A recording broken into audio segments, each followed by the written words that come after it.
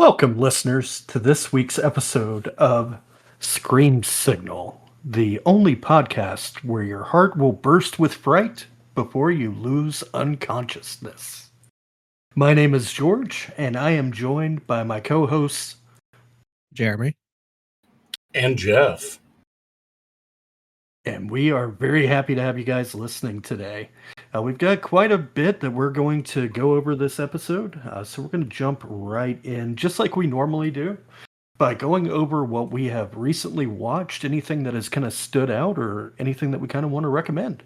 Tell you what, Jeremy, I'll kick it over to you. Anything that you've watched recently that you want to talk about this week?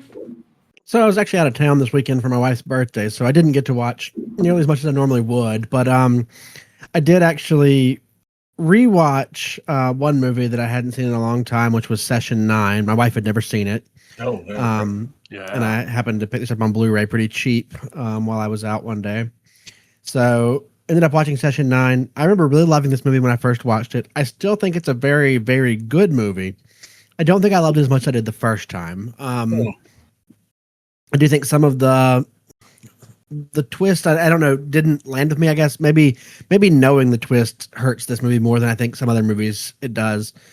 But I still think it's a great movie. And just the fact that they shot this movie actually inside of the asylum, this old asylum, it's like the interiors are amazing. The sets, because they are real, look incredible. And it truly has some of the creepiest atmosphere you've ever seen in a movie. Thanks to where it's filmed at. So Session 9, rewatched it. Really good, really fun movie. And a lot of people, for people, this is like a top of all time. I don't know that it lands there for me anymore, where it would have at one time probably. But still very recommended. Yeah, that's interesting. I did I think I've mentioned this a few times on other episodes, but I've got a friend who's never seen like any movies, so I've been showing him lots of movies recently, and we did kind of a group watch. It's probably been about a month ago of Session 9, and it killed. Like, everybody in the room really liked it, but I was the only person in the room that had seen it before. So maybe that is, but I still really enjoyed it. I still think the ending of that is one of the most chilling, like, endings of any, like, but not so much the twist, but the ending and the recording. It's really, really good. Yeah, it's very good. I was going to say Session 9, my first viewing of that is probably one of the only films that has really, truly gotten under my skin the way that Session 9 did. There's a whole lot of backstory to that. There was a lot of stuff going on in my life at the time. Just became a father, like maybe a month or two before that movie, and then the end of Session 9 just fucking destroyed me. But yeah, that one is so good, though. Even on multiple rewatches over the years, it's great. It is a very good movie. Like I said, and like because of where they filmed it, is just watching it does look incredible. You can't get better sets than this actual dilapidated old asylum. It is run down and like falling apart. And the imagery. I mean, if anybody that's ever seen this movie on a store shelf, you know the cover with the wheelchair sitting there in the hallway and everything. It's very creepy. Just imagery throughout that's incredible. So I do recommend this one a lot. If you haven't seen it, definitely worth watching. Other than that, not necessarily a horror movie. I watched Kill, which is I believe it's 2023. It's an Indian film. I'm someone that I don't watch a lot of Indian films. It's not a region of film that I'm super familiar with. But I thought this one was pretty good for an action movie. It's a very gory action movie, so that's why I kind of wanted to bring it up, because if you're someone that's into gore, this has a lot of that in it. There's a point halfway through where it hits, and the movie just snaps from there, and then it's just like a nonstop killing spree till the end of blood and guts. And that was cool.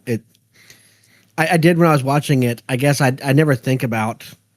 And I haven't watched a lot of Indian movies, like I said, so I guess I never thought about it. But they were talking, and most of the movies I'm not sure which region of India this was from. So I'm not sure exactly which language, because I know there are multiple ones in the country. But they would be speaking, and then all of a sudden there'd be a line in English, and I was like, "What's going on with like every like fifth line is just a straight up English sentence that they're saying to each other in the middle of their dialogue?" And then I guess it occurred to me, I was like, "Oh, I guess they were like an English colony for years, so I guess maybe that's just how people talk there for real," which was odd to me. Yeah. But good movie, recommend it. It's a lot of fun. Having an action movie a gory action movie set completely on the interior of a train gives you a lot of cool, like close corridors, like violence that I thought was great. So that's the two I watched this week. The only two things that really stood out for me. Awesome. All right. How about you, Jeff? What have you been getting into lately? Well, a lot like Jeremy, I wasn't out of town, but I've just, I guess, something about this past week, I just didn't get as much in as I normally would in terms of movies. But I did. One of the things I wanted to talk about was the Vampire Lestat, which is the third season of the kind of redo of Interview with the Vampire, or the Vampire Chronicles on AMC as a TV show. Vampire Lestat is more of it's sort of a mishmash of the Vampire Lestat novels as well as Queen of the Damned. So it's moved a little bit away from the kind of the origin stories of Louis and all that, and now we're moving into pure Lestat territory. And if you have been watching the show, which I think a lot of people have, I would think the biggest, probably one of the if not, I mean, it definitely is. It's the biggest thing is that Sam Reed as Lestat has been absolutely fucking insane, like so good. It's like the character walked right out of the books. And this show, if you've liked that, you're gonna love this because the show is literally pretty much nothing but Lestat. The way that they're shooting it's kind of interesting. It's sort of he's on tour with his band because that's sort of the premise of Queen of the Damned is Lestat, which I mean, you probably people listening to this have probably seen the old movie if they haven't read the books. But yeah, he's the front man for like a rock band. And what I appreciate about this version is they have moved back toward the like pop rock of what I believe was kind of the core of what the Lestat was doing in the books, and sort of moved away from that. And in the early aughts version, it was very like new metal, which I always thought was a choice.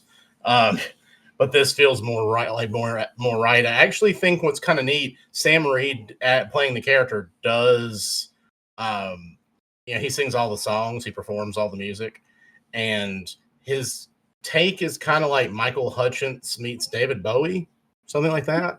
So it's really kind of interesting. I think it fits really well. He's very talented. The character is just in full like glory, absolutely insane, like tearing up scenery left and right. And I really like the what they do is like they're showing you him on tour and like what's going on with that, and then they also have Daniel, the interviewer from Interview with the Vampire, is following him making this documentary, and so they have these interviews, and in the interviews they flash back to like Lestat's history, so you find out like how like kind of how he ended up the person that or the creature that he is now. So it's a pretty good show. I think they've got three episodes out. I think the fourth comes out on Sunday. If you like vampires, if you like sexy vampires, if you like anything Anne Rice has done, this is definitely a show to watch, especially if you've liked the first two seasons. So check it out on AMC.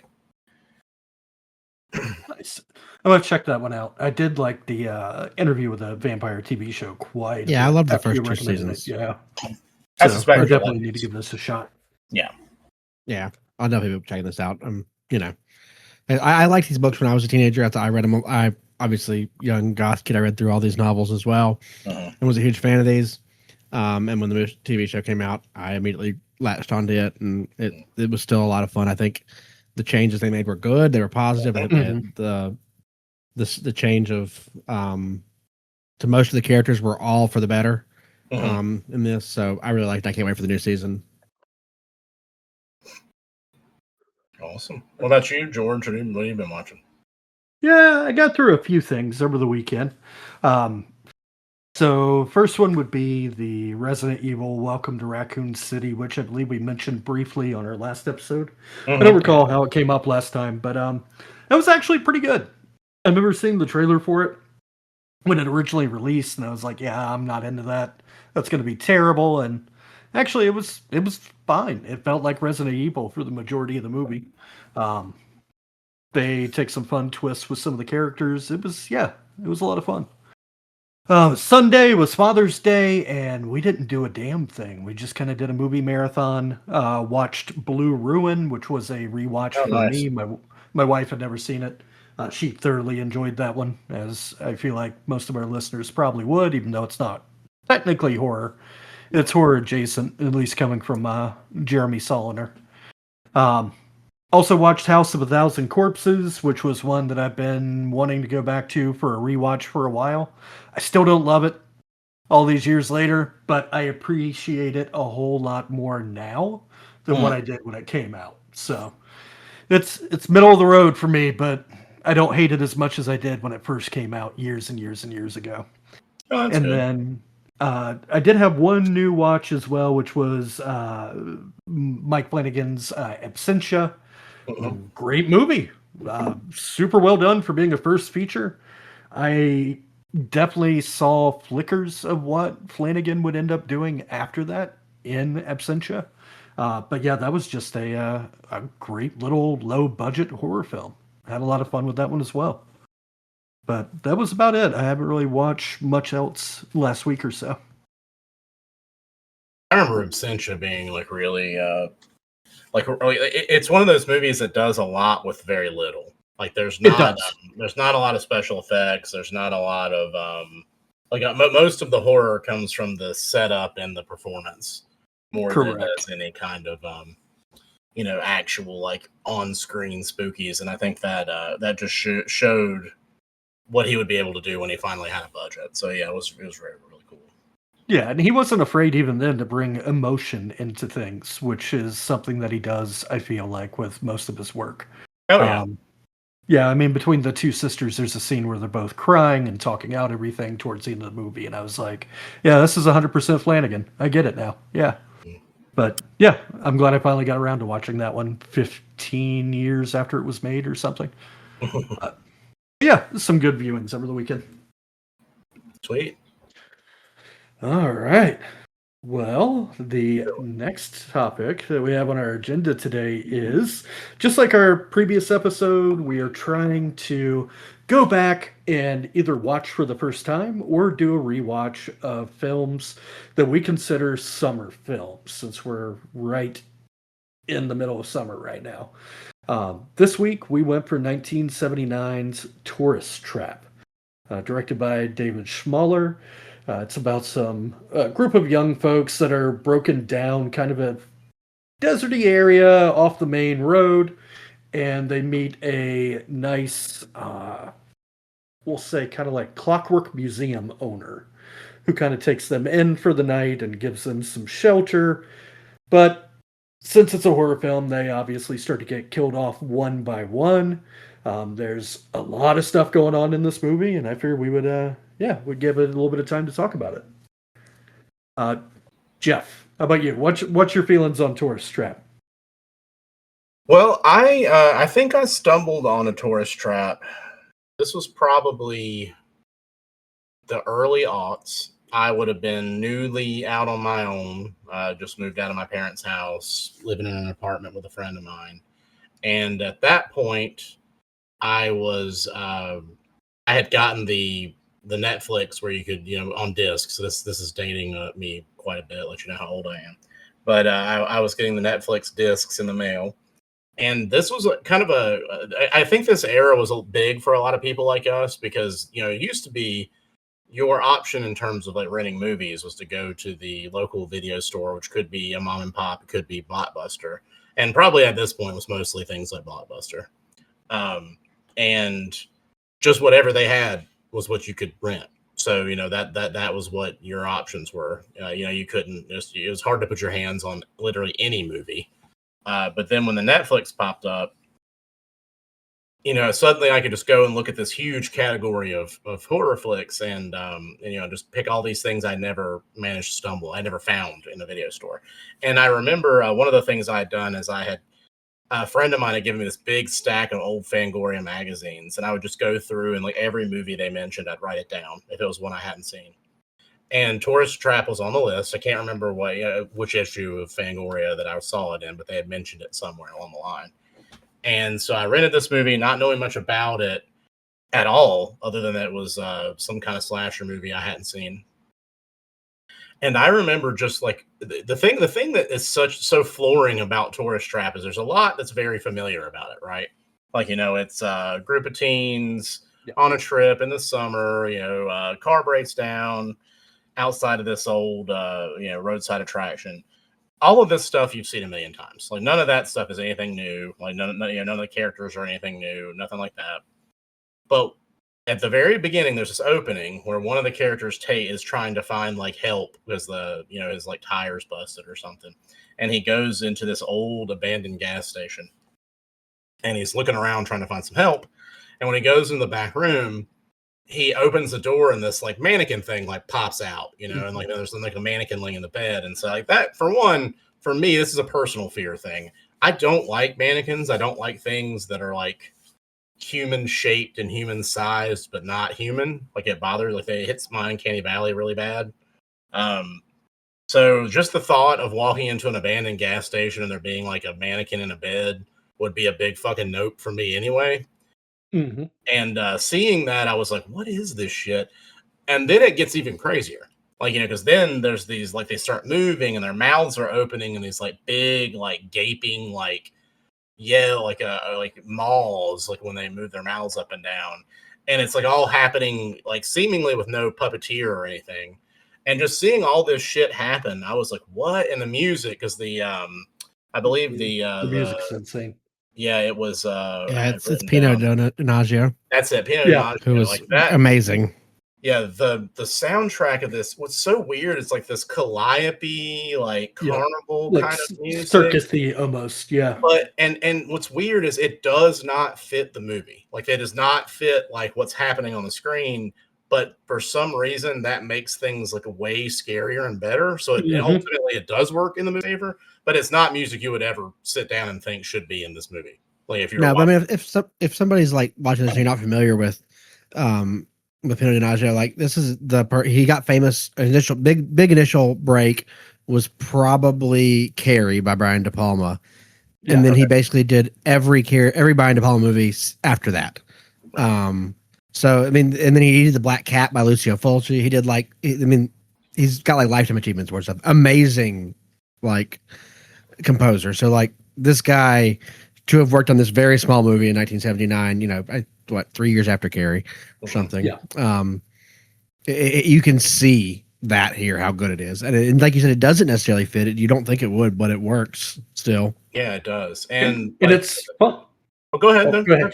Yeah. No, what are you saying? I was going to say, it's funny that you mentioned Carrie because this movie has a shit ton of Carrie influence. Oh, yeah. Yeah, for sure.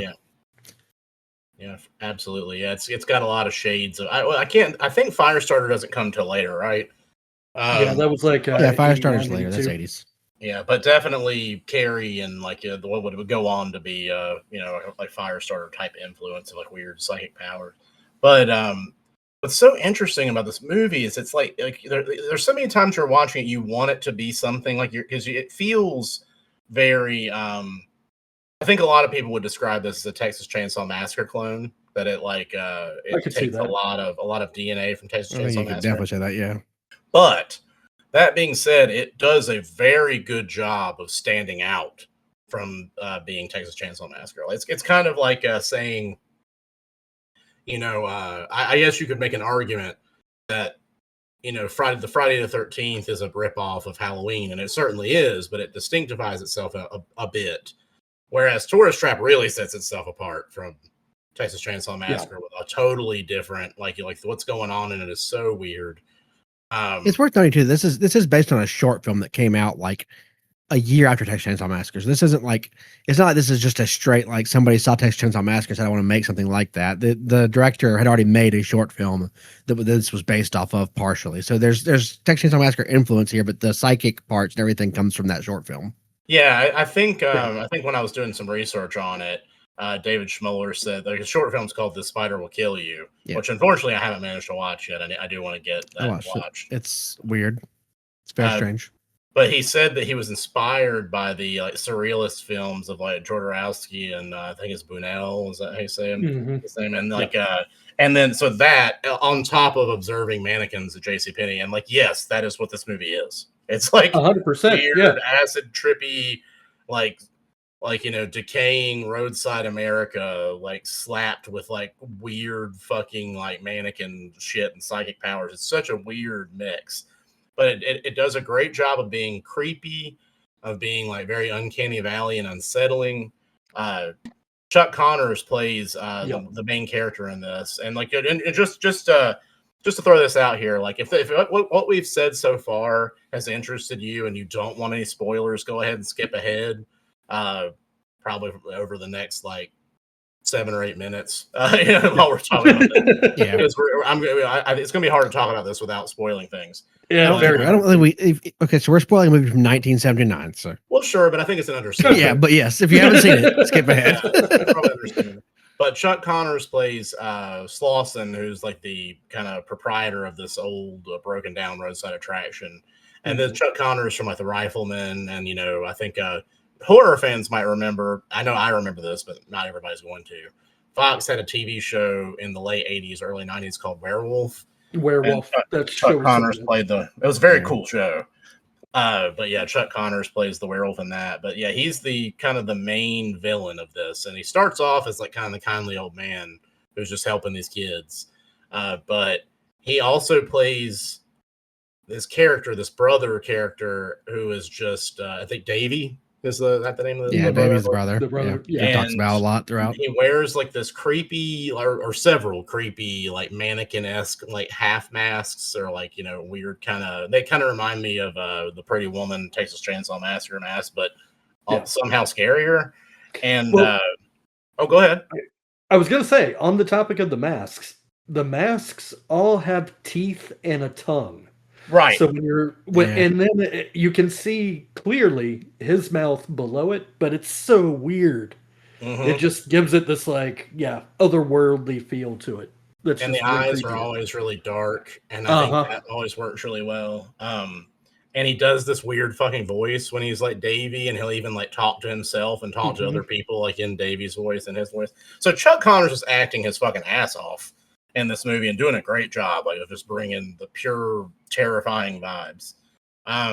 This is also one that I think it follows a pattern that I really prefer, especially in slasher films, where the characters aren't like these horrifically awful people that you hate and want to die. They're all like just pretty normal kids, like just out having fun, and you don't really want to see anything bad happen to them. And so I think that that amplifies the terror here. But yeah, because we have one of the girls is Tanya Roberts, which I don't know. Obviously, Charlie's Angels, but I don't know if a lot of people my age probably will remember her as the chick in Beastmaster who was bathing in the river, because that was formative for me. I'm sure formative for a lot of other people. But yeah, she's one of the main characters in it. I believe Robin Sherwood, who was in Blowout and Death Wish 2. I think she plays the mom, or not the mom, or like the wife character in Death Wish 2, if I remember right. No, she's the daughter. She's the daughter. That's what it is. I'm just getting confused. But yeah, these kids are all like, I like that. That's where it borrows from Texas Chainsaw, I think, where it just feels like kids who are just not out to cause any trouble getting pulled into this really awful situation. But there's some great, there's so many great things. Like, there's a scene in this movie that I think is one of the most chilling like scenes I've ever seen in a slasher movie. And it's important to note this is a PG. Scene? Yes, the plaster scene. Yeah. This is a PG movie. When it came out, they didn't have PG-13. It's not rated R. So this is a movie that pretty much anybody could have gone and watched in a theater. And we have a scene where the villain has strapped a woman down to a table, and he makes like a plaster, like, face cast, like goop. And he basically is like closing her face off so that she can't see or breathe slowly while telling her what he's going to do. He's like, now you can't see because I've covered your eyes, and now I've sealed your lips, and you're starting to get, afraid. And this whole thing just like is just so fucked. It's really, really awesome. But yeah, I've talked a whole lot. So when do you guys say something? So it is, after I watched this movie, I did go watch The Spider Will Kill You, and I did think it was pretty funny. Just not necessarily related to this movie, but before the short film, there's like a little description of how it was made, and it says it was funded by a grant from the Directors Guild of America as a student film, and then It says it was a jury finalist in the second annual Student Academy Awards in 1975, losing to the thesis film by Robert Zemeckis. And I was like, damn, that would suck to make a movie, a short film so good and be like, I might win this. And then Robert Zemeckis shows up. That's with his film. It's like, well, I guess if you have to lose to somebody in a student film competition, it might as well be Robert Zemeckis. Film, in 1975, did it have any mocap? Probably no, no. It's very, very, very low budget. It's it's a weird ass movie. I would say it's worth watching. It's like 30 minutes. I would say go check it out. It's on YouTube for free. It's very low quality, obviously, because it was a student film shot with no money in the 70s. So expect what don't expect blockbuster. Don't expect tourist trap quality even here, because it's not that. But it was cool. And we're checking out. I just thought it was funny that it lost to Robert Zemeckis of all people, who is, obviously a legend. But as for Tourist Trap itself, I think this movie is fantastically fun. It's still one of Full Moon's biggest selling titles to this day. I know they still market the hell out of it, and it still brings them a ton of money, because it's one of the Full Moon movies that, or at least a Charles Band movie, that so many people have fond memories of and look back on. The quality is a lot higher than I think most Full Moon movies. It is. This is, this was, I think, Ted Nicolau. This might have been his first edited movie. Yeah, I was going to mention that. I saw him pop up in the credits. That was the first time I ever noticed his name in there. Yeah, I think this was the first movie he edited before going on to direct a lot of legendary movies from this era. Mm-hmm. So I think there's so much fun to be had here, and so much good imagery. Like you said, the masks are all extremely creepy. And from the moment Chuck Connors shows up, he has this like folksy country attitude acting thing, like, ho, I'm just like, shucks, I'm just an old man out here in the country doing my thing. Mm-hmm. Don't go out there though, you'll be in danger. Don't. Well, why? Oh, because, and he has like a joke for everything. He turns everything into a joke, even though it's kind of comes off as threatening at first until he turns around into a joke. And it's such a good character, because you as the audience, like, immediately, like, something's fucked up with this guy. Mm-hmm. But the characters the people in the movie obviously don't like immediately pick up on that. I think he does a good job of that. Like, it's that whole, I'm a silly, lonely old man. You feels sort of threatening, but then he pulls it back right at the last minute with like a joke. Right at the last moment. And you're kind of like, you can see people talking themselves into this guy not really being that bad. Like, he just doesn't see people that often anymore, so he's a little weird. Yeah, it does a good job of that. Really, you're right. Yeah, I did think it was worth noting that the production designer on this was Robert A. Burns, who had previously worked on the Texas Chainsaw Massacre and The Hills Have Eyes. So he did the special effects and art direction on this. So you're talking about a guy who those influences stand out. You can definitely see them. You can see Hills Have Eyes and Texas Chainsaw Massacre in this movie for sure. And I think that there's so many people here that if you watch the credits on this, you'll start to be like, damn, this movie had a legendary amount of people in it. Ronald Brian Underwood was the assistant director on it.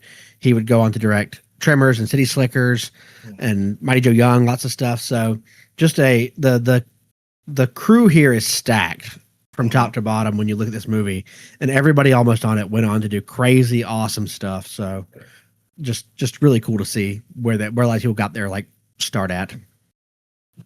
Yeah, and it's probably important to note, I don't know if we've brought this, we've mentioned the Full Moon Connection, but produced by Charles Band, this is, I believe, produced prior to Full Moon, but would become acquired by the Full Moon catalog after the fact. I think it was Empire and then Full Moon, and then, this one was a few different people. It was like Charles Band and Compass International and Manson International Productions made this. And then Full Moon, of course, when Charles Band started that, acquired this and several other movies to add to their like initial catalog. So what do you think, George? I love Tourist Trap. I've been a big fan of this one. I'm pretty sure I actually saw it on DVD probably about the same way that Jeff did through Netflix years and years and years ago. I remember being hesitant to check it out just because it was a PG horror film. And being younger, I'm like, why am I going to watch something that's PG? It's not going to be good. Well, it is. It's fantastic. To me, it feels almost like an early 80s slasher film at points, even though obviously came out tail end of the 70s. And I love Chuck Connor's performance in this. Not just as Lawson, but also as his alter ego.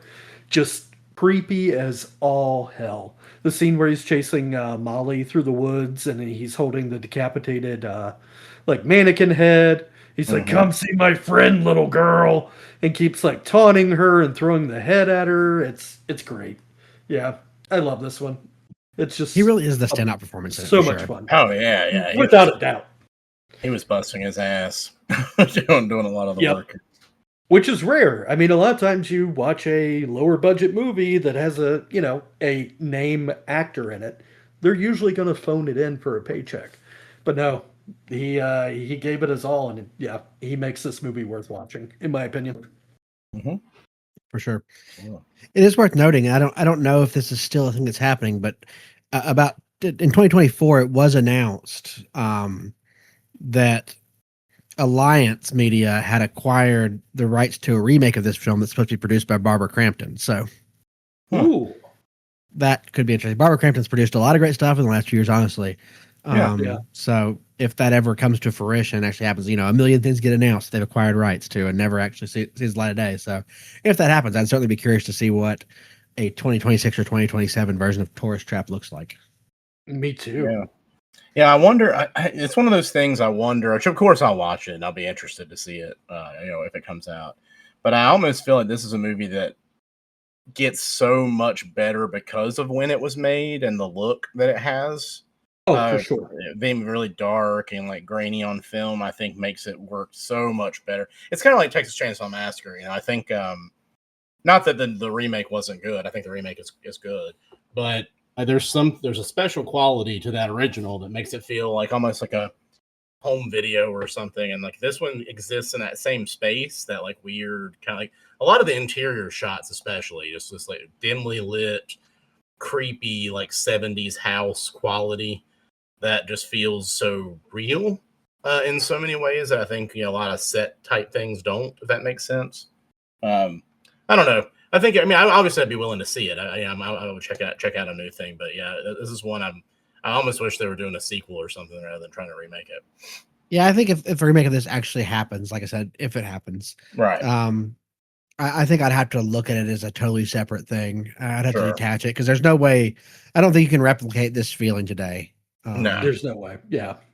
No, and like the something we didn't mention yet is like the ending to this movie, like the whole ending sequence, like the build up with all the Mhm. mannequins like falling over on the girl repeatedly, and like that's the thing. Yeah. This movie is so unique is that the killer uses like psychic powers through mannequins. Almost seems like I don't think he just has like regular psychic ability, or if he does, he doesn't know how to use it. He can only Well, use it to control these like dummies, right? well, he does kill the guy in the Oh, beginning that's with right. He like does. He does like send some stuff flying in that yeah. one scene. That's true. Which I will say that opening with all the laughing mannequins and all the shit That's flying great. around, Evil Dead 2 definitely took that. Oh, Yeah, I you didn't think can about you it. can Yeah, definitely Like see the Bruce's influence freak there. Now that you out. mention it.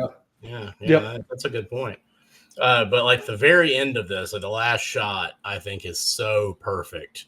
It's so Of good. our lone survivor driving off in this Jeep with like filled with mannequins.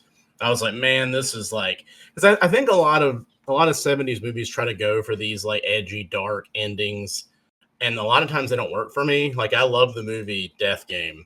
It's one of my I believe that's the way that's what Mhm. it is. Yeah, Death Game. Such a great movie, but the ending is just so stupid to me. Like the very end of it, I think it was like so pointless and like edgy just to be edgy. Whereas this strikes me as the appropriate amount of that, like the appropriate amount of like somebody who's just so shattered by this experience, and they end up doing this. So yeah, incredible movie, really really cool movie, like very underseen, very unique. Highly recommend anybody if you to get out there and see it if you haven't seen it, and if you have seen it and it's just been a while, time for a rewatch. Yeah, it's worth watching. I mean, I'd seen it before. I think we'd all seen it before, and I've seen this movie many times, and every time it's fun. Mm-hmm. Same. Yeah, it's Yep. probably been 10 years at least since I've seen this, and it's so good. I saw it a few years ago. So I remember there was a version that Full Moon released a few years ago that was like supposed to be the complete edition finally, that like they were like, oh, all this uncut footage that you've never seen before. And I picked that up, and I remember being like, wow, this is just objectively fucking worse than the movie, because there's like a guy dies in one scene and he dies again a few minutes later, he's back alive. I was like, wow, they just took every bit of footage that was ever shot for this movie and just smashed it together. and just smashed it together trying to make something, and it was terrible. So don't watch that if you ever get the Well, chance. I've got I have the Blu-ray that's like it says it's uncut, but like I don't remember any of that happening. Yeah, and there's two different. There's like a special edition that came with with like the full complete version, supposedly they released for a while, and it was very strange. Yeah, I haven't seen that one. The uncut version, they actually released that uncut Blu-ray. They released that because when they initially released this movie on Blu-ray, they actually did just cut footage from it for some reason, and the director was like, "What the fuck? This is not my movie," and like came out and talked about it openly and was like, "This is I don't know what they're talking about. This is not the right movie. There's shit missing here." They still sell that Blu-ray too, so don't buy the regular Full Moon Blu-ray that is missing shit. It's a mess. Full Moon's like releases of this movie are just a mess, unfortunately. Interesting. Well, glad I didn't get that version. Yeah. Same. The uncut one is the one you want with the red cover. Yeah, that's the one that I've got. Yeah.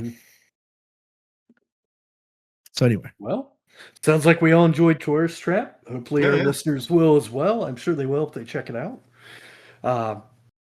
Next, it'd be good to fire up before a road trip. Yeah, before you're heading out on the road with a family, just watch Tourist Trap.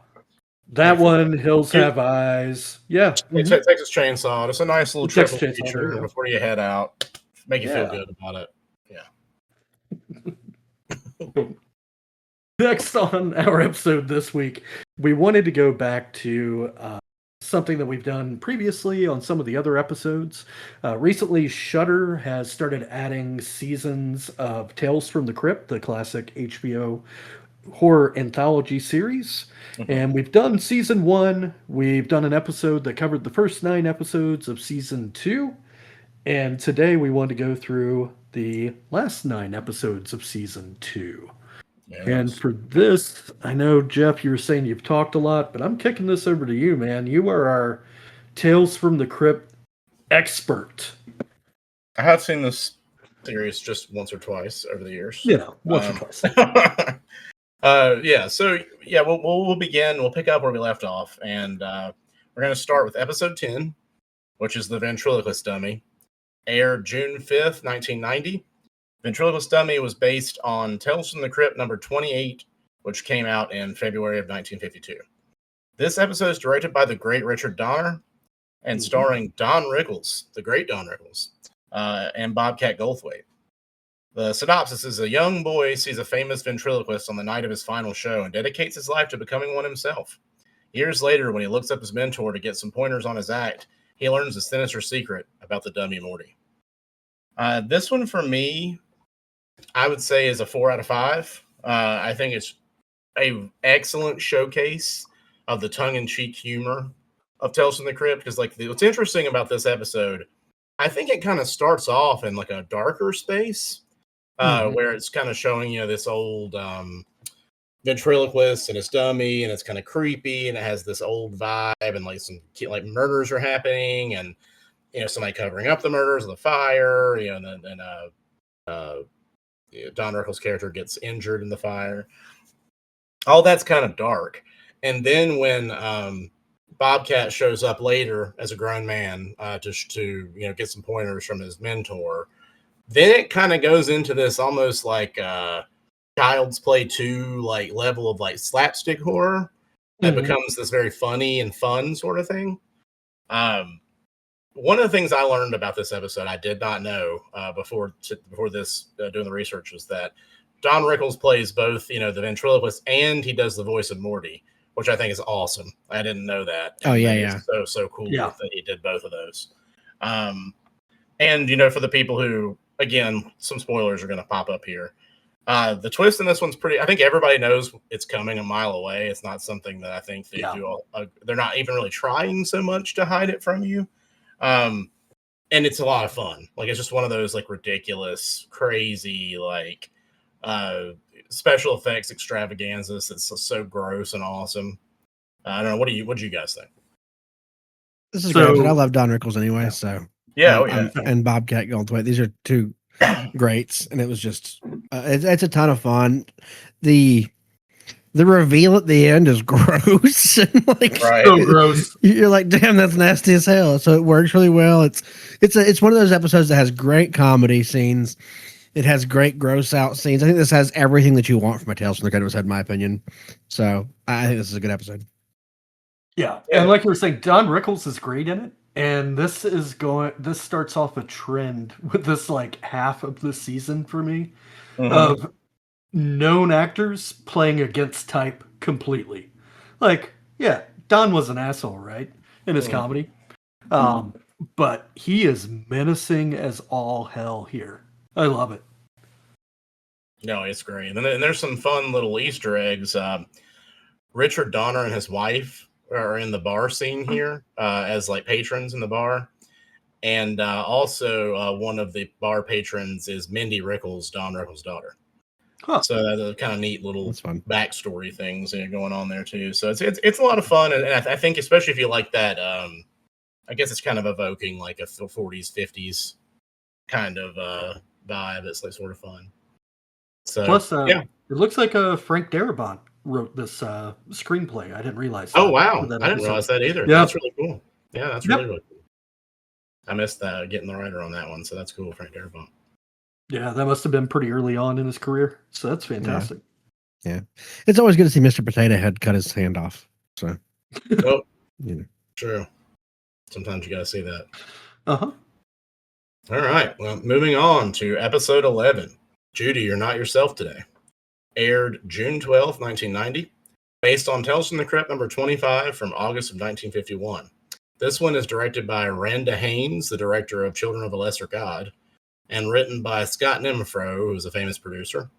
This stars Carol Kane, Brian Kerwin, and Frances Bay from Blue Velvet.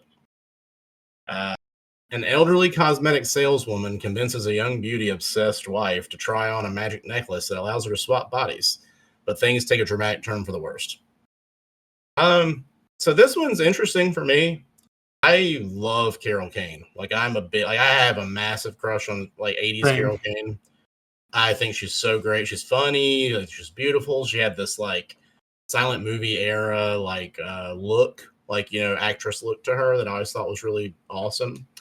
And so when I saw she was going to be an episode of Tales from the Crypt, I was really stoked. I think there's some neat stuff going on in this episode. Like I really like the characters that Carol Kane and Brian Kerwin play as this married couple. They're so fucking weird and wacky. But outside of that, this one's just not one of my favorites. I don't know. Like I think I'm not going to say it doesn't feel like a Tales from the Crypt, because it does, but there's just something about it that doesn't quite come together for me. I don't know what it is. Yeah, it does kind of have the feeling of a lesser episode of like Monsters almost. Right. Or like a kind of Amazing Stories or something. Yeah, Amazing Stories. There you go. Yeah, which I like on the goofier side. Yeah. It doesn't quite fit for Tales from the Crypt, but I do love all the jokes about the husband basically like having a gun at all times, and none of it helps the situation ever. Like a shotgun, a pistol, he tries to solve his problems with a gun, and none of it ever works. Definitely a stand-in for his manhood that he's apparently not. Yeah, this one didn't land for me either. There's good makeup in this. I like some of the effects and stuff. Those are impressive, but the episode overall, I think this one didn't work out for me. I wasn't like, it was not what I would go back and like be anxious to revisit over and over. No. It's one of the ones that when I'm doing rewatches, I tell people they can skip. And then I also feel like once you understand the premise of what's happening, the body swapping, you know exactly where it's going.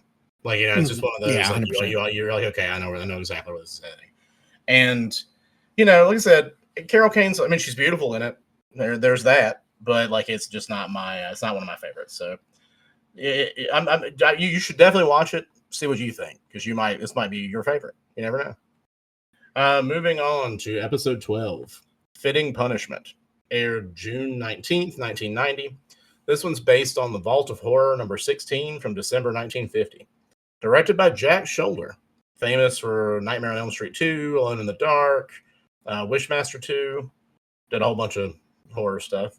Written and by Jonathan and Michael Kahn with a writing credit from Don Mancini. I thought that was interesting. Oh, interesting. Yeah.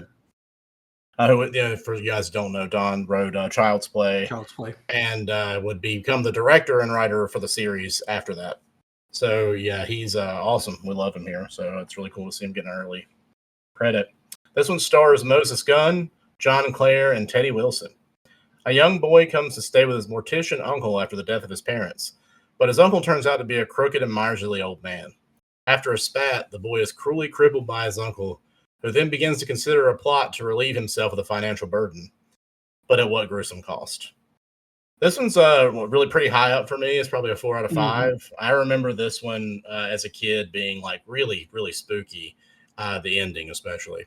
I think it's one of those like chef's kiss like moments of like somebody is just such a fucking bastard, like the biggest fucking bastard like ever, and they really finally get what's coming to them, because like Moses Gunn playing Uncle Ezra in this, what a piece of shit. Like you just you're like, man, I hate this guy.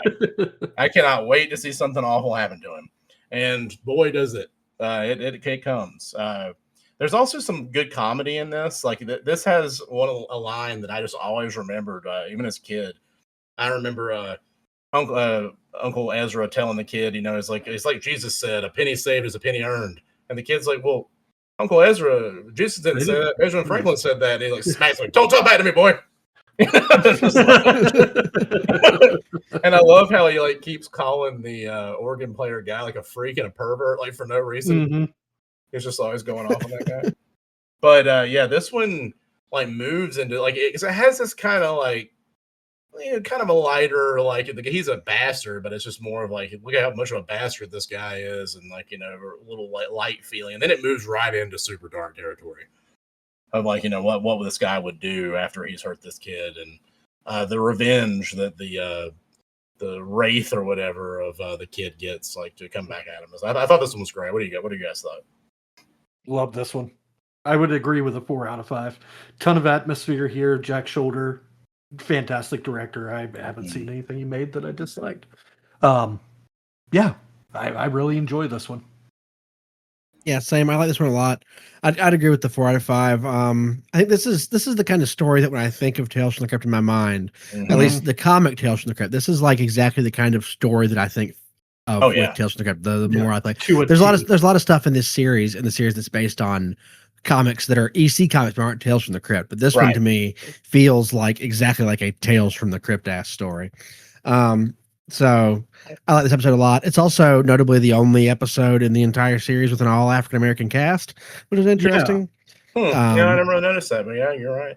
So interesting tidbit there, and yeah, I think this one's one of the better ones in this second half, in my opinion. So yeah, there's some really cool special effects, like the imagery of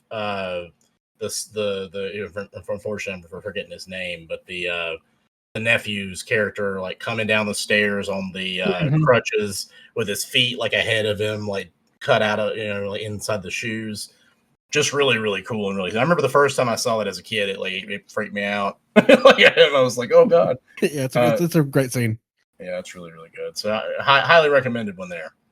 Oh, and another thing I wanted to bring up in that one too is I think the setting, like the creepy, dilapidated funeral home, in the basement, it was just gross as fuck. That basement, man, like the floor is just like blood splattered and gross nasty as hell. Yeah, it's very, very, very, very cool episode. So I highly recommend that one. All right, moving on to episode 13, Corman's Calamity, aired June 26, 1990. This one is based on Tales from the Crypt number 31 from August of 1952. Directed by Rowdy Harrington, famously director of Roadhouse. Written by Terry Black, who did Dead Heat and Tales from the Crypt Keeper, which will be an animated show for kids based on Tales from the Crypt that came out in the 90s. This one's starring Harry Anderson, Cynthia Gibb, and Colleen Camp. An artist working for Tales from the Crypt is approached by a police detective when creatures from his comics are spotted at crime scenes. It seems the experimental fertility drugs he is taking are making his imagination a bit too fertile, and this may have some strange consequences. This one's a 5 out of 5 for me.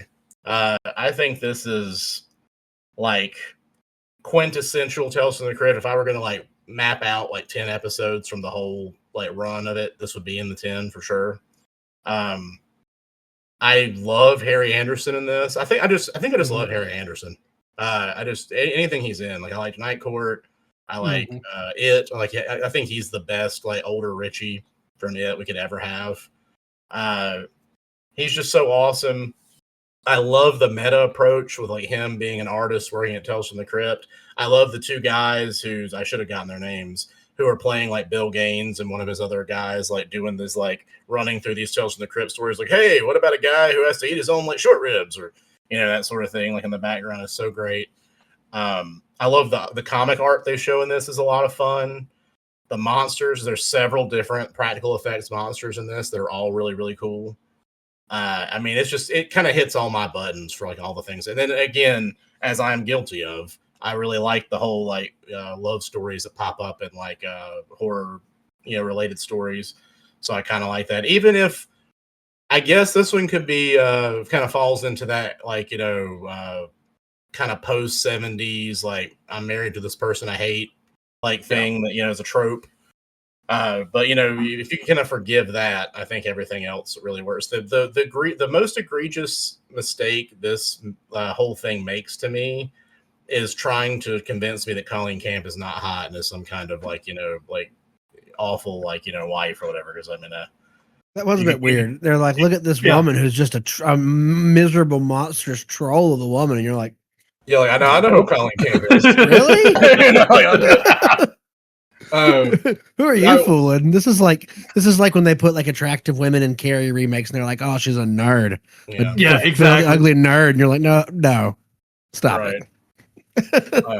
Yeah, and then I had forgotten how cute that. I think Cynthia Gibb plays the detective. Like she's just like she has this like look to her that kind of reminds me of like a shit. I'm not gonna remember his name. Don Bluth, like animated character come to life or something. I think she's really, really fun. Like I like her like kind of classic noirish take on a cop, but it's a lady, which is different. You don't usually see that, so I think that's really fun. One of the things I did want to mention before I turn it over to these guys to talk about what their feelings are is that the story is originally based on was called Cayman's Calamity from Tales from the Crypt, and it's about Bill Gaines hiring Jack Cayman, one of the famous Tales from the Crypt writers. So it was. I always thought they had made Corman's Calamity they had written it whole cloth for the 80s show because it felt like a meta kind of look back at Tales from the Crypt. I didn't realize this was pretty much lifted almost like right out of a Tales from the Crypt story. So I think that's really kind of fun. Yeah, it is funny. After I watched this, I actually sent my co-host a text, and I was like, "So this is basically just Cellar Dweller, right? Because Cellar Dweller came out a year before, or 2 years maybe before this." And they're very similar plots of a comic artist drawings coming to life, the monsters they create on the page. Would be a really fun double feature to watch these two back to back. Cellar Dweller, if you haven't seen it, is also super fun. This episode, there's very cool monsters in here. The special effects are great. I love the scene in the laundromat with the robber where like that guy, I'm not sure the actor, but he does such a good job. Like when she's like, "You messed up. I'm a cop," and she pulls out like the badge, and just his reaction, like his face first, and his like "Where'd you get that thing?" is like it's so creepy and unhinged, and like clearly this is absolutely out of his mind, dude. Really good throughout. Lots of great scenes in this that are memorable. Definitely love this episode. Oh, that guy you're talking about, the I guess would be robber rapist or whatever the guy is. Yeah. Like he looks a lot like Tom Savini. I can see that, like a thinner Tom Savini. Mm-hmm. Yeah. So this one, I'm gonna have to disagree with a little bit. Wow. I don't think it's not an all-timer for me. I would say a 3 out of 5. I don't love the end. When I watch Tales from the Crypt, I like to see people kind of get their comeuppance, and in this one, you don't get that. Well, she did. Well, she did. That's the wife. But then he kind of gets away free with everything. He kind of gets whatever everything he wanted. Which, that part doesn't feel super Tales from the Crypty to me, but that's a me thing. But Yeah, other I than can that, get what this you're was super saying. fun. I can get what you're saying. I think what's interesting is I think that like right now we're in an era where I think if anybody does anything they're married but they're seeing somebody else or whatever, I think that plays differently now than it would have in the 80s. That's Uh, fair. Yeah. and since I grew up watching it, I just sort of thought, oh man, this guy's kind of trapped in like this. He's unhappy in the situation, In this, and yeah, his in this wife is just so awful to him. And so she always came across to me as the villain rather than him. Although I can definitely see, the modern take of like, he's not doing the best. Yeah, I Stuff do in the think world this is either. one of the few episodes that I've seen so far where it is just like, haha, the nagging wife stereotype. And it's like, Yeah. okay, I can see where that does come off a little played out. You're like, okay. And I think it's born from the source material, right? I do believe, I'm sure that's Without the a doubt. 1950s Yeah. like thought process there. Yes. Yeah. That's Very, extremely very true. important note. I love Tales from the Crypt. I'm not the guy that subscribes to the, my wife's terrible or I'm miserable in these relationships or anything like that. It's just, I have fun with the stories. Just try to let them take me along with where they're trying to take me on. But I can see that. Yeah. Take. Yeah, this is like what I said when I talked about the beginning of this season. I said, the first two episodes, if the dudes in them weren't equally pieces of shit who get their comeuppance, you could almost be like, wow, this is really sexist and just treating women as like Yeah, as just exactly. shitty. But they didn't. But then this one kind of does actually do that a little bit. I could definitely see that where it's like, oh yeah, okay, she's just a monster holding this sweet innocent man back. And it's like, okay, I get it. Where that could come off as like a bit odd now. But If she it's your was first time watching it. especially heinous. She was Yeah, especially, she is. And that's what I think. But I do think it's like a cartoonish performance of like a of that. But I love the episode. I mean, I like the episode regardless of like any particular message there that could be taken out of it. I think the effects are cool. The monsters are cool. There's great scenes. The effects are very cool in this. I also really like probably my favorite thing in it is that I love that he's like drawing this little like cute them at like a French like cafe type thing together, and then that exact scene's the very end like shot of the episode. I think that's really really cool. So yeah, I do get your take, but docking a whole 2 points for that, man. Wow. Okay. But that's okay. I'm actually giving it a 1 now. Damn. Shit. All right. So I've started something. We got to fight. Actually, this movie, I think this episode should never be shown again. Yeah, this is the last episode.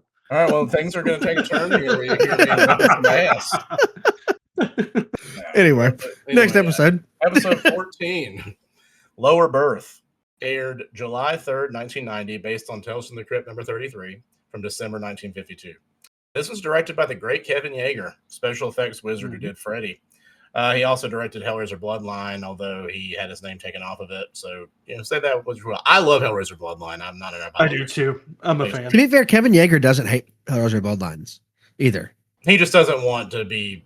He doesn't want to be associated with like what they did to it. I get it. Yeah, well, he said that when they went to make reshoots of that movie, he wasn't available to do them, so somebody else shot a huge portion of it. And he said that no matter whether he liked the movie or not, he didn't want his name on something he didn't make most of. Yeah, that feels fair. So. It was also written by the ever great, and we will always sing his praises, Fred Decker. So we already know we're kind of loaded here because we've got Kevin Yeager directing, we got Fred Decker, on deck writing. This one stars Louis Arquette, Stephen Girash, and Mark Ralston. Jeff Yeager plays Enoch, the Two-Faced Man. I believe that's Kevin's brother. A sideshow freak known as Enoch, the Two-Faced Man, falls in love with the newest carnival exhibit, Myrna, an ancient mummy. The collision of their two worlds and a powerful ancient curse might spell doom for those who stand in the way of their love. This is another one that's a 5 out of 5 for me. I think it's quintessential Tales from the Crypt for a very specific reason. The ending. But also just in general, this thing kind of hits all the things that I love. It's got a horror-tinged love story, no matter how fucked up that love story might be. Yep.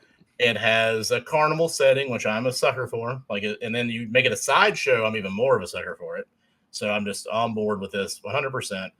I think the makeup on Enoch is really good. Is a very convincing and it's both horrifying and you feel sorry for him. I think that's really, really well done. That's probably due to the acting as well. This is another one where the villains are they kind of opposite ends of the shit spectrum. You have one guy who's just an abusive piece of shit. Then you have this other lying, sniveling, conniving bastard who will do whatever he needs to make his money.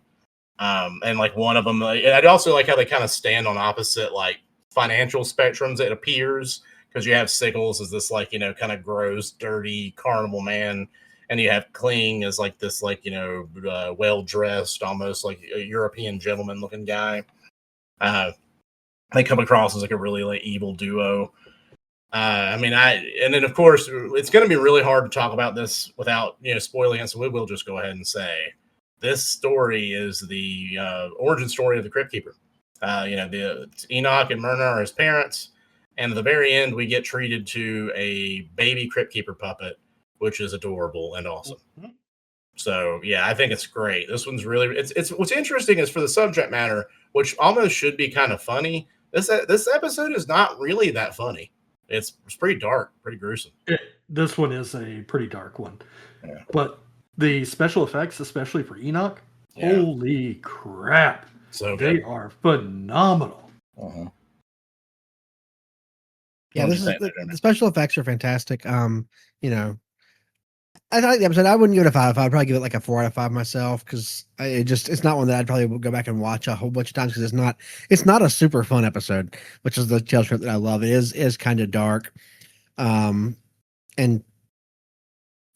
I think parts of it just didn't land for me. The special effects are great. It is cool that we find out the Crypt Keeper's half Egyptian, I guess. That's true. Yeah. Yeah. So. I really, and I think this it's sort of like a perfect like brew for me of like because I also like mummies and Egyptian stuff, and so you have like, this like creepy mummy, and it really is a collision of things. So I can see it goes up higher for me because of the significance and all the little elements that I just really really love. But I think it's a great one. That's fair. All right, episode 15, Mute Witness to Murder, aired July 10th, 1990. Based on the Crypt of Terror, number 18, June 1950. So this one's far enough back, not all the way back to 1950, that it wasn't yet Tales from the Crypt. It was still Crypt of Terror. Directed by Jim Simpson and written by Nancy Doyne, who did the Geisenstacks episode of Tales from the Dark Side. This one's starring Richard Thomas, Patricia Clarkson, and Reed Birney. A woman witnesses a murder from the window of her apartment, and the shock renders her mute. Imagine her horror when the doctor summoned to help her is the very man she saw commit the murder. This one's like a 3 out of 5 for me. It's another one of those like more noir side of Tales from the Crypts. And what's interesting is I love noir stuff, but I guess I don't always love it when it hits my Tales from the Crypt. I think maybe I'm just like, this isn't really the stories I'm looking for. I think Richard Thomas is really awesome in this. I think he's like just a right evil bastard doing anything he can to cover up his shitty actions. But I also feel like this is a story I think we've all kind of feel like we've seen before. It's very like Hitchcock light. I don't know. So it's a rear window-ish, but we've seen these kind of things a million times. So I don't know. I don't hate it, but it's just not one of my favorites. What did you guys think? I don't like this episode very much, honestly. I'd probably rate it lower than 3. I don't even like the concept of I witnessed a murder and now I'm just totally mute. I don't love that. I think that concept I'm kind of into that. Lame. I'm kind of into that. It's also kind of like those it's one of those things that just doesn't actually happen, right? It's exactly. It's a weird trope that would show up in movies and stories like amnesia that's just not real. Mm-hmm. And I think that something about that is kind of interesting and fun to me because of that, because it's not real. But I can see why it would bother you if you're looking for it to be a reality. Because I know it's not the thing. It doesn't land for. I think the concept in there is a bit silly in this one. So this one I was like watching, I was like, I'm not feeling this at all. This one would probably be like a 2 out of 5 for me. It's one that I would definitely skip if I was telling somebody to watch this series. I mean, if you're a listener, make up your own mind, watch it. But if I was sitting with friends down to watch like this for a night, like 3 or 4 episodes, I wouldn't pick this. Oh yeah, I definitely. This is definitely good. Well, I think I don't dip. Again, these are probably rated more on my the way that I rate things on Letterboxd, and the way that I rate things on Letterboxd is if it's a 5, it's like an all-time favorite thing that I would watch over and over. 4 means I loved it, but it didn't have everything to push it all the way into a favorite. 3 is that I liked it, but it's not, it's not like something I'm probably not going to watch it over and over again. Then we get into 2, I didn't like it, and 1 is I probably hated it. Like there was just really like, and then the little like half stars will like push it somewhere between. So this one's like I think 3 for me is because I think it tells the story it's trying to tell, and it does that. Like it's there, like it's all there, like it all works. Yeah, I agree. I just don't like the story. Yeah, but it's just it's not. It definitely isn't the best for a Tales from the Crypt. It feels like something else, like a Alfred Hitchcock Presents or something. Yeah. What do you think, George? It does feel like Alfred Hitchcock Presents. That's a pretty good summation. This one's fine. I mean, it's well acted. It's well shot. It's easy to get through. It's not terrible, but it also, once again, doesn't really feel like Tales from the Crypt to me. Richard Thomas puts in a great performance, once again, playing against type. But outside of that, there's not a lot we're seeking out here. No, it's not. It's not one of the better ones. Moving on to episode 16, Television Terror, which we get the name for this segment. Aired July 17th, 1990, based on Haunt of Fear number 17, which came out in January 1953. I like to point out this is one of my all-time favorite EC Comics covers done by Graham Ingalls. So if you want to look up Haunt of Fear number 17, just look at that cover. Graham Ingalls was one of the artists for EC. I think he had the power to make his drawings look goopy and gross to a level that I don't know many other artists have achieved. This one's really, really awesome. So I highly recommend this. Just check it out. Even if you don't read the comic, just looking at the cover. It's awesome. Directed by Charlie Persini, an actor and stuntman on many films. Written by Randall Jansen and J.G. Prush. Starring Morton Downey Jr., Dorothy Park, and Peter Van Norden. A trashy shock journalist does a live episode of his TV show from the inside of a house where a killer murdered several victims and hid their bodies. And that house is reputed to be haunted. His thirst for bleeding edge coverage and cutthroat business might be the very things that spell his doom. This one's a 4 out of 5 for me. I really like this episode a lot. This is one that for some reason, and it's weird now going back and watching it because it's hard for me to tell exactly why. But as a kid, this scared the shit out of me. I watched this in my bedroom. I don't think I was supposed to. Like most of the time when this was on, I watched with my mom. I was probably, in 90, I was like 7, something like that. And so I watched this with my mom, and I was always pretty safe. But for some reason that night, I decided to watch this by myself in my bedroom in the dark. And I realized now, as a kid especially, like anything that felt true crimey scared the shit out of me because it felt like real, I guess. And so stories of like, hey, this guy killed these people and stuffed their bodies in the basement. And now we're looking at the basement. Like that just creeped me out real bad. And so you had I feel like this is obviously there were some found footage things that came out before this, but I think this was like probably the first thing I'd ever seen that had a found footage vibe to it. With like there's the footage switches back and forth from like a classically filmed episode of Tales from the Crypt to like camcorder footage. That's like weird and grainy and feels like old TV. The haunted house atmosphere is like a 10. Like it's just like that creepy, like things covered in blankets and bleeding walls and things like bouncing around and stuff that you can't see. And then like actual, like, I like that the ghosts in this aren't like see-through things. They're just like people showing up with like chainsaws and shit. Like it's like really over the top, like crazy ghost stuff. I think this was really great. Morton Downey Jr. plays a bastard who gets like what's coming to him, which I think he was just being himself. Yeah, I was gonna say, isn't that what happened in real life? Right. He was a bastard, and then he ruined his own life. So I think this one's awesome. What do you guys think? Yeah, Go ahead, I Josh. like this one quite a bit. Like you said, Morton Downey Jr. is great in it, and I feel like having someone who was a shock host of sorts, kind of like Jerry Springer in the 90s. I mean, that's what Morton Downey Jr. was in the 80s. Yeah, he tried to push limits. Exactly. Mm-hmm. And I feel like having someone who is that person be that person in an episode really worked out very well. I love the end of this one. I mean, this one gets great by the end of it. Mm-hmm.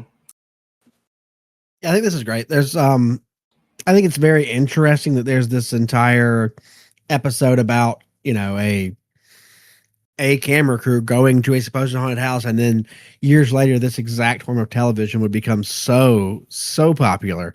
Oh yeah. And I wonder. I did watch this. I wondered if the people that made Ghost Watch, which is a personal favorite movie of mine, BBC movie from the early '90s, I wondered if they had seen this, because that kind of idea of a live televised like haunted house exploration is exactly what Ghost Watch is.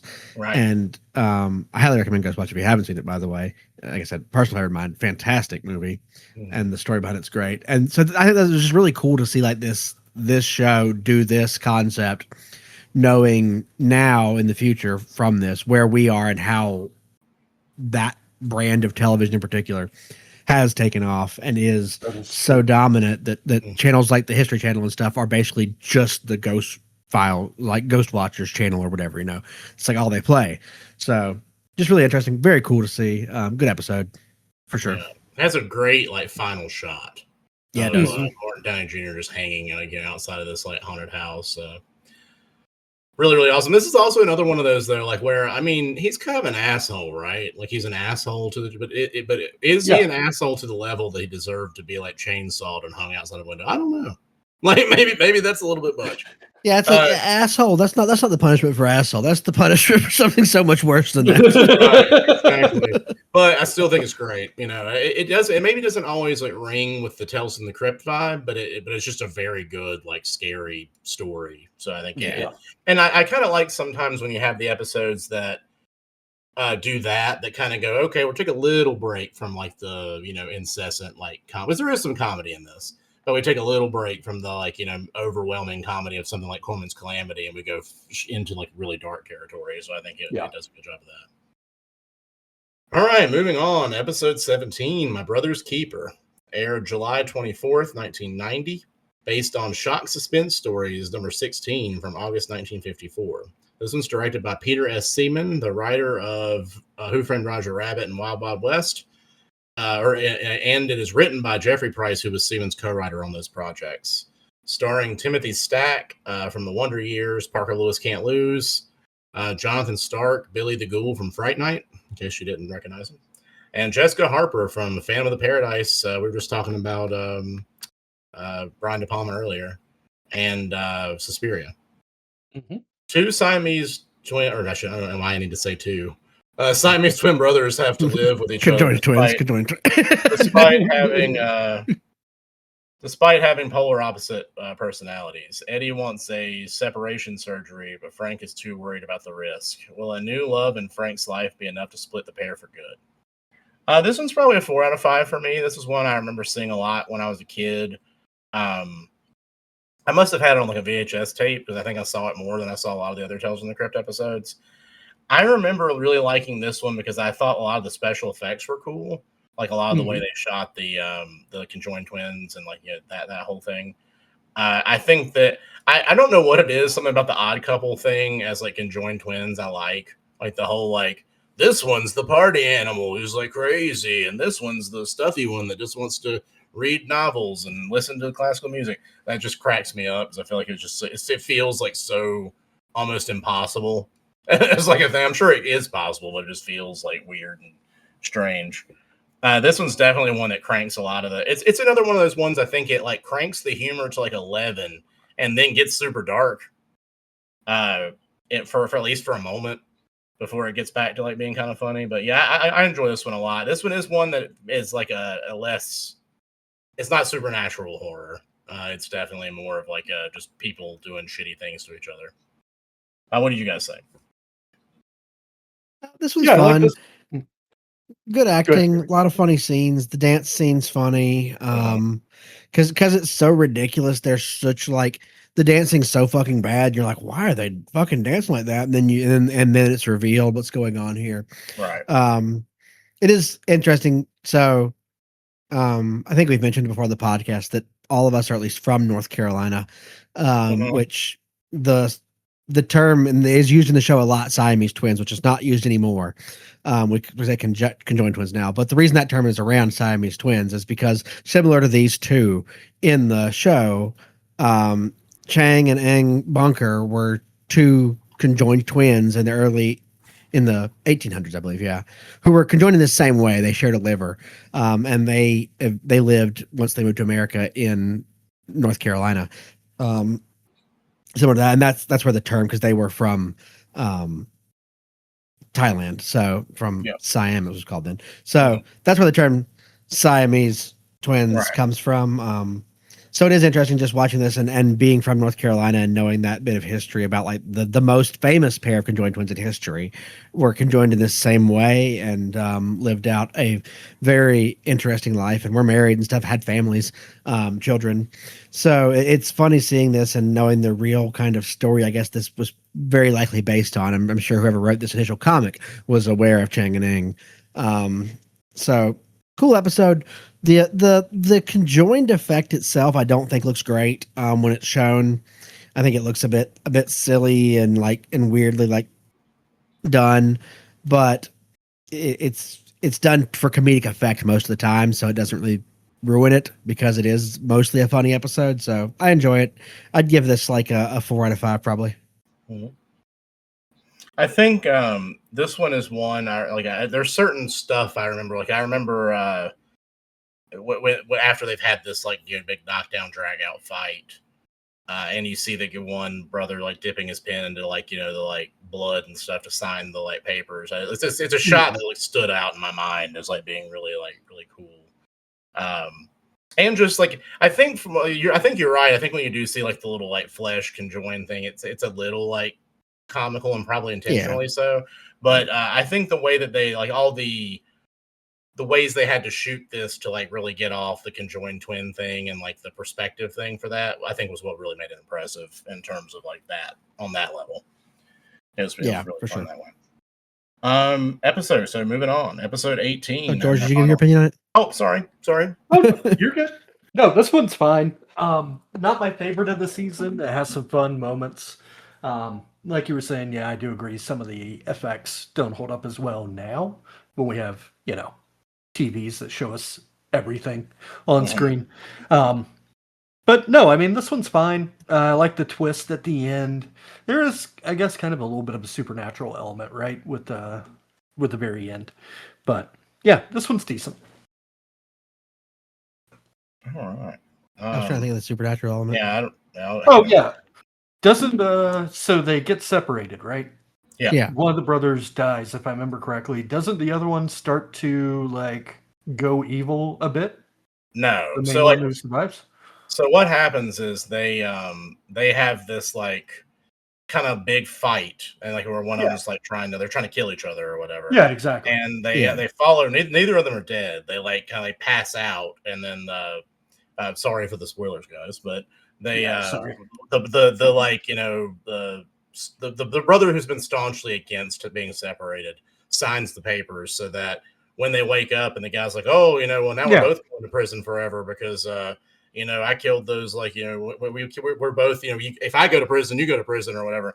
And he's like, oh, not us, because he signed the paper and got it separated. So then That's right. brother, the murderer, gets taken away, to serve his time. It did make me laugh when I was watching it because they wake up in the hospital and the cops are there and they're like, we need to arrest you for the murder. And they're laying pushed against each other. Yeah, laying together in the bed. Yes, and it made me laugh because then all of a sudden when it's revealed, the cops grab the bed and slide it away from them. And I was like, it's really funny. I was like, did they the one brother was like, hey, nurses, could you push our beds together so I could fuck my brother up one last time? This great joke on him before the police take him. Yeah. And the nurses were like, hell yeah, we can. The guy at that point, probably, right? Probably. So but that shit cracked me up just thinking about, I was like, how do you orchestrate that? Why would there's no reason for the hospital to put their beds together post-surgery. Very, very Tales from the Crypt sense of humor with that. Very, very. And it was great. It's a funny ass scene. It's great. Yeah, I think that's something. I have seen some people over time kind of complain about stuff like that in the series. I'm like, well, I think it's all intentional, right? 100%. It's not meant to be remotely realistic. It's just you're just having fun, It's a funny bit, right. So moving now we can. Sorry about that, George. But moving on to episode. Yeah, you're good. The Secret. This one aired July 31st, 1990, based on The Haunt of Fear number 24 from March 1954. Directed by Michael Riva, production designer on Iron Man and Django Unchained. and written by Doug Ronning and starring Larry Drake of LA Law, Darkman, and Dr. Giggles, Grace Zabriskie from Twin Peaks. We know big fans of Twin Peaks around here. Oh yeah. Mike Simmerin, who was in the movie Munchie, which I don't know if a lot of you remember that. I certainly do. And Casper. He did one of the voices of the ghost in Casper. The bad ghost. Or maybe a quasi bad. There's the villain. An orphan boy who is starting to move toward his adolescent years is finally adopted by a wealthy and unusual family. He is taken care of by their butler and given any toy or food he wants, but he isn't allowed to leave his room or spend time with his new parents. What shadowy secret are they hiding from him? This one's a 4 out of 5 for me, and what I love about this is I think this is the most like Goosebumps like feeling episode of Tales from the Crypt. I could see that. As a kid, man, Goosebumps was my jam. Like I remember, like when those came out, I was just devouring them and anything like them. And so, what was great about this episode is it's kind of like a dream that I always had. Like, am I going to find out that like I'm a monster and I belong like a weird monster family or something? You know, it just had a very R.L. Stine like vibes here. I really really like the Larry Drake's great, and it's cool after we saw him in the Christmas episode, in season 1 playing the bad evil Santa. Now we get kind of like the maybe he was a bad guy, but has a change of heart, wants to help this kid out, like nice butler, like sort of guy who I think probably fits Larry Drake as a person better than a lot of the like evil characters he plays. I don't know why I have this really big like love of seeing these like crazy lavish like mansions and things in like 80s movies.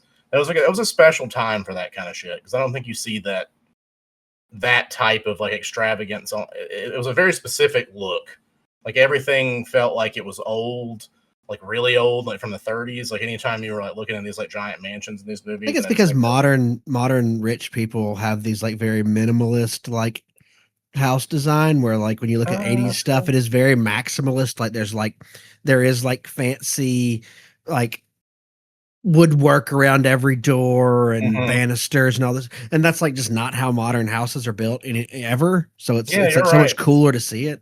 You're definitely right, because like I always think like when somebody says mansion, like rich people mansion, like what comes to mind to me is like a marble floor with like a huge staircase with like 2 branches and like the carpet like rolling down, like all the like accoutrement, because again that's super maximalist design of a house. Yeah, exactly. And so I think that's a really cool setting for this. I really like that. The kid feels like the kid you'd see in all the like like kid fun movies, just be wanting parents, just wanting to be loved, and well, damn if his parents aren't vampires who are trying to eat him. But this one has the great reveal that I honestly don't think you really can see coming till the end. You don't. Which is kind of fun, because a lot of Tales from the Crypts, they telegraph it, but this one they did not telegraph, and so it couldn't be a surprise if you weren't expecting it. And I think it is cool, the kid turns out to be a werewolf and like takes them out. Spoilers! Well, yeah, well, again. No, I'm just kidding. Yeah, like you said, you watch the episode and you're like, yeah, something's up with these new foster parents or adoptive parents. And you're watching the episode trying to figure it out, gets a little bit of information from Larry Drake here and there. But then, by the end, the kid is a fucking werewolf and he kills the vampires. That's awesome.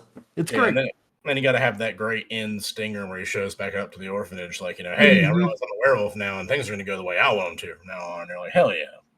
Exactly. That's what we'd all joke we were werewolves, right? Hell yeah. Yeah, pretty much.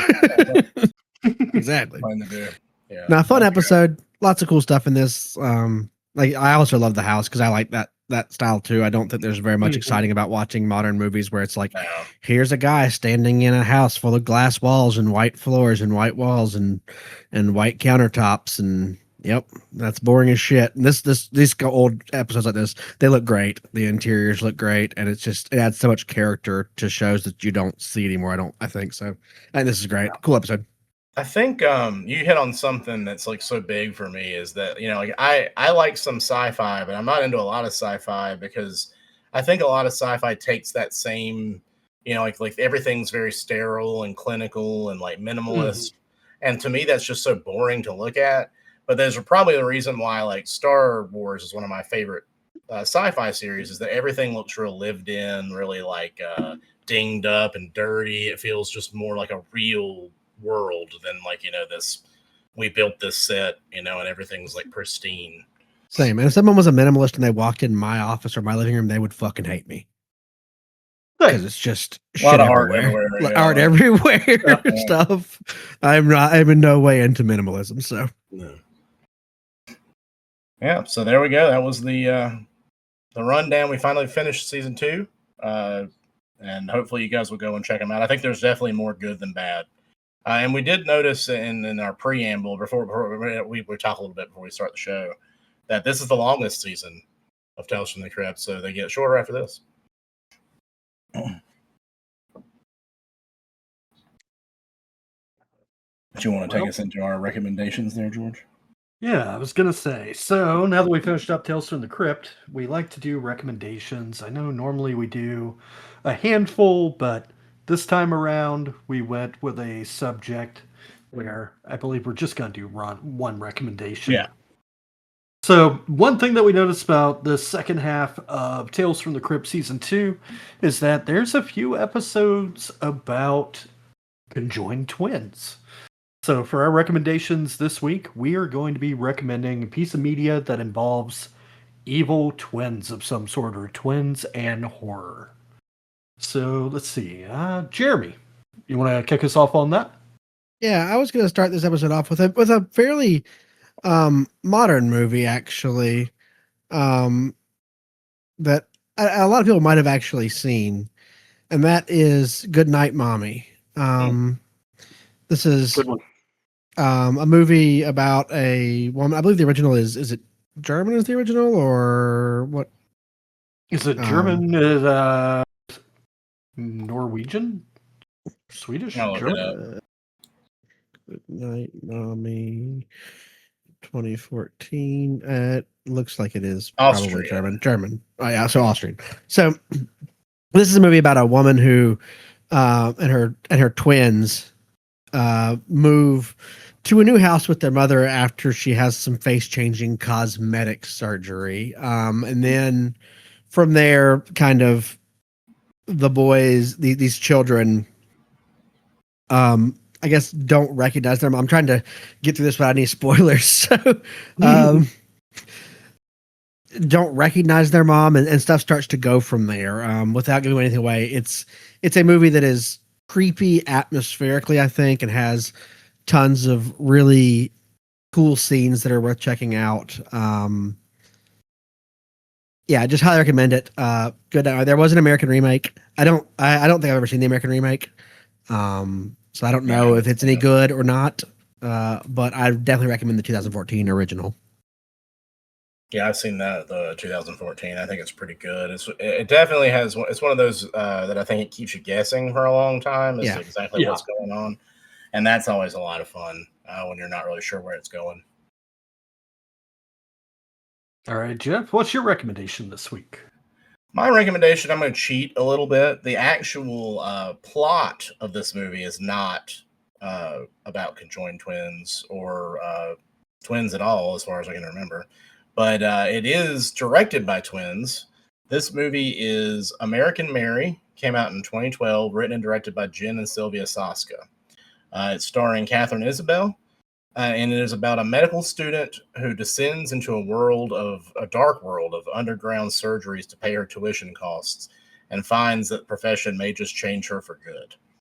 It's a really cool, like, body horror movie with a very late, like, aughts edge. It has that, I think it was born from the era of movies like Saw, like the torture porn stuff.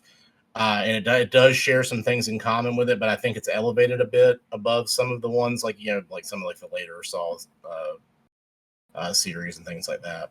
It does have a little bit more of a style, and I think if you're at all interested, like I am, in stories and like things that explore like extreme lifestyles and body modifications and such, and you like body horror, I think it would be one that you'd really, really like.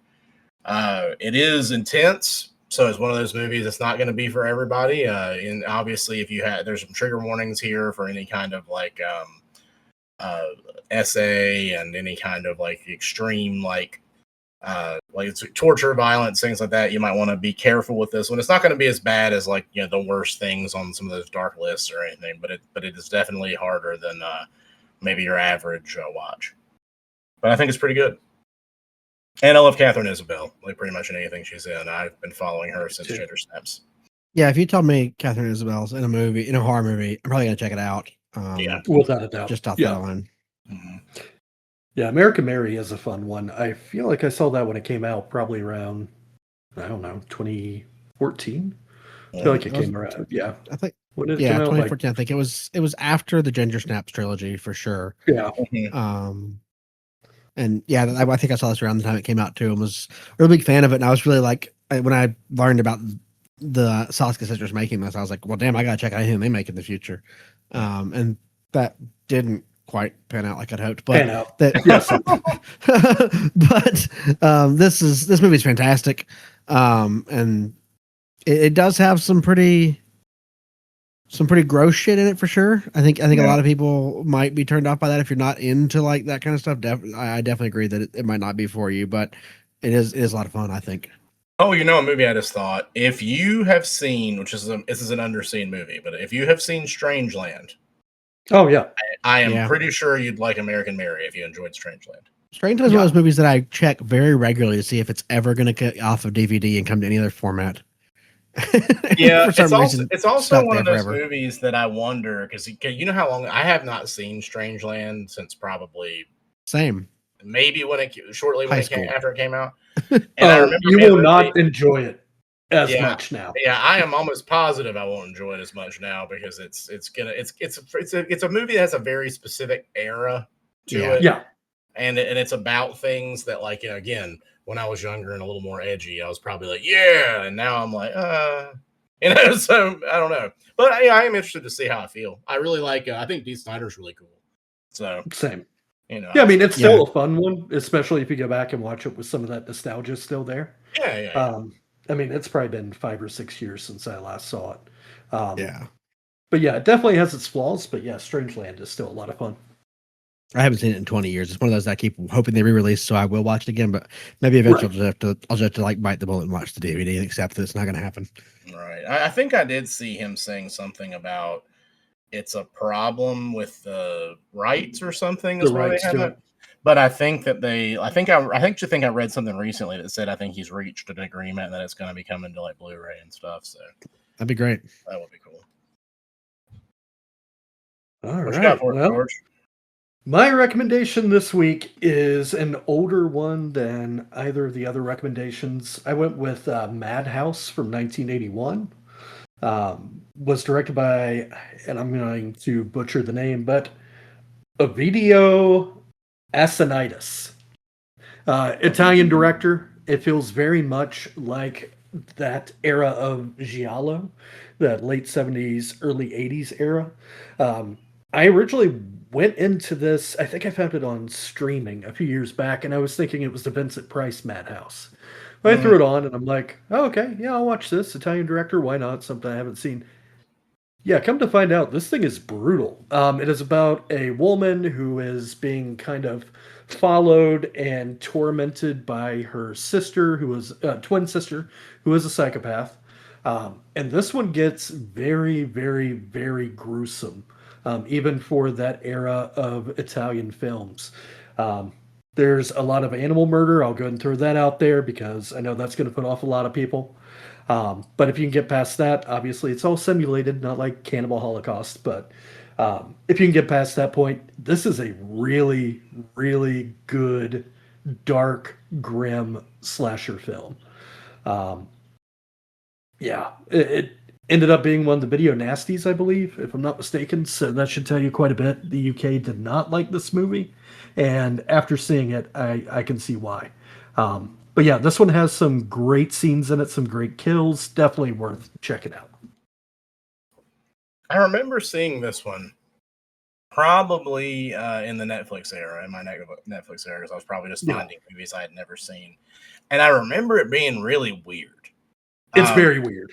Yeah, I need to go back. It's one of those ones it's been on my rewatch list for a while. So now that you brought it up, maybe I'll make that a priority in the next week or so. Because I do remember it's kind of one I wanted to go back and see how I felt about it now. Yeah, I don't think I've seen this one, so I'll have to check it what out. your thoughts would be. Yeah, it's pretty gruesome, so be ready for that. Which I know it's not going to bug either of you guys, but Nah. yeah, I'm really curious what your thoughts are after you check it out because yeah, I really enjoy this one. Sweet.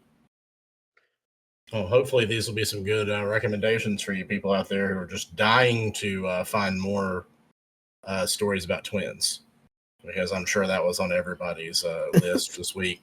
They were like, you know what, I really want to find out is more movies about or by twins, and we got you back. We got you back. Hey, what was that movie with Arnold Schwarzenegger and Danny DeVito?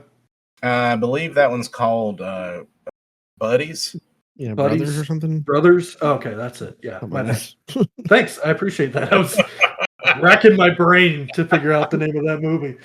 Oh, that's a good one though. That's weird topic for the Right. Signal podcast. Fun movie, I though. like twins. Yeah, I like twins. That's a good movie. All right. Well, I think that's going to about do it for our episode this week, guys. One thing that we did want to do this week is we wanted to tell everyone how they can reach us. Easiest way would be linktree.com/scream signal. It's Scream Signal, not Scream Signal podcast. Keep me honest. Just Scream Signal. I also think the address is Linktree with a dot in between the E. So it's linktr.ee/Scream Signal. I don't know if linktree.com works, does it? Yeah, and that's going it does. Okay. Yeah, I tested it out a little bit earlier. Yeah, the cool. linktree.com works. It does. So yeah, either way. But that will link you to our Instagram profiles, our YouTube channel, which at the moment I don't believe we really have much on there yet, but that's just the podcast. Something that's in the works. Yeah, the podcast will be there, and we do have some plans for the future for there to be some videos. So keep your eyes peeled. And if you don't want to hit the link tree, you can find me on Instagram at Jeff Scream Signal, all just one sentence. And I believe George is like George Scream Signal and Jeremy's Jeremy Scream Signal. So we're all pretty easy to find. And also we're on Facebook at the Scream Signal Network. So if you need to find us on Facebook, but any of those places, yeah, you can reach out to us. You can follow us. You can find out. We like to post things that are both about the pod, what we're doing with the pod. We also talk about, you'll see just things about, from our lives, that sort of thing. Maybe not as much. I admit we're older, middle-aged guys who don't do social media as well as some of the younger folks, but we're trying. Yeah, and if there's a movie, like this week we revisited Tourist Trap. If there's a movie that you think, wow, these guys really need to revisit and talk about, let us know. Oh, yeah, absolutely. Yeah, get involved.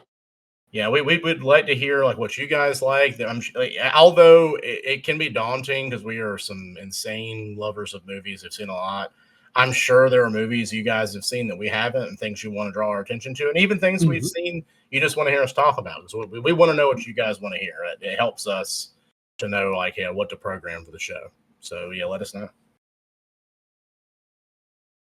Perfect. Well, I think that's going to do it, guys. Thanks for listening, and thanks, Jeff, Jeremy, like always. It's been a blast.